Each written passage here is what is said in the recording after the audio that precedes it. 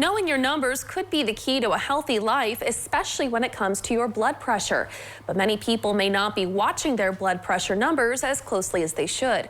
Our Zach Knippen finds out what the dangers are to a BP left unchecked. Nearly half of American adults have high blood pressure, yet only 1 in 4 of those people have their hypertension under control. This puts people at higher risk of both heart attack and stroke.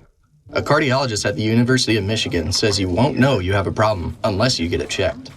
It's so important that everyone get their blood pressure checked because having high blood pressure doesn't cause any symptoms. We can't feel high blood pressure. So we have to have that blood pressure checked to know whether there's something that needs to be done, like starting a medication or adjusting our diet to help bring the blood pressure down. It's estimated that between 20 and 45% of blood pressure readings done in the healthcare setting may be inaccurate. This is known as white coat hypertension and can occur for several reasons, including anxiety about seeing the doctor. Dr. Barnes says if you're taking your blood pressure at home, it's best to do it a couple times and follow specific instructions.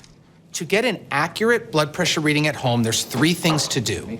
The first is you want to use an arm cuff and not a wrist cuff because it's much more accurate.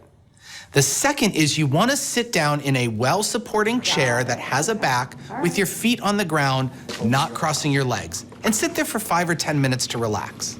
Then the third thing you do is check the blood pressure 3 times in a row, but only look at the third reading. That third reading is the most accurate number, and that's the one we want to report. Not everyone has access to a blood pressure cuff at home. Barnes says it's a good idea to invest in one, but there are also machines that are free to use at many local pharmacies. For Your News Now, I'm Zach Knippen.